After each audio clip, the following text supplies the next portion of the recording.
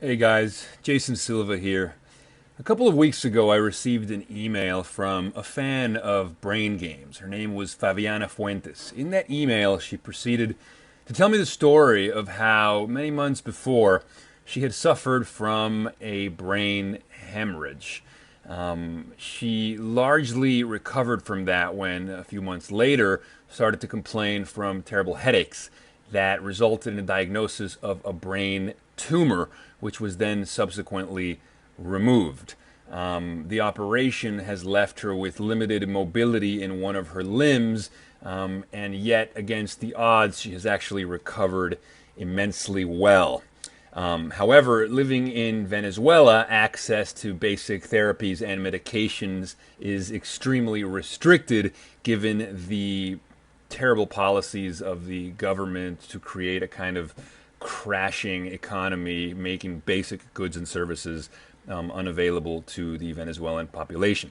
I was very moved by Fabiana's story, and so me and my good friend Ben Jacobson decided to help her set up a Gofundme campaign that, alongside with her video and some social media dissemination, might be able to gather some resources in the form of financial assistance to help her get some of the access to some of the materials, medical care, medicine that could help her continue to improve her condition.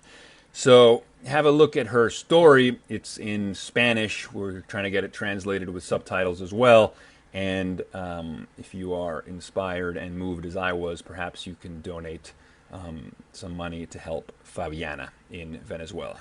So anyway, guys, Jason Silva here, wishing you guys a beautiful day. Cheers.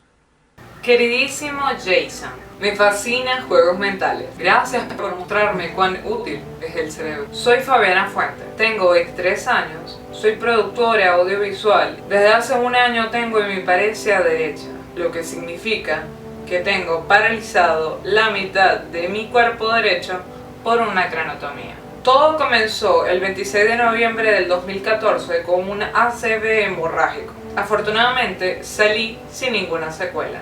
Soy Fabiana Fuentes, tengo 21 años y hace 16 días me dio un accidente cerebrovascular. Luego, en marzo de 2015, estaba en Caracas y empezó a dolerme la cabeza. Me llevaron de emergencia a la clínica. Luego consiguieron un tumor cerebral de casi 7 centímetros en el lóbulo temporal izquierdo. En abril 2015 entré a quirófano, entré ilesa y salí con hemiplegia. En primer mes estaba en silla de ruedas.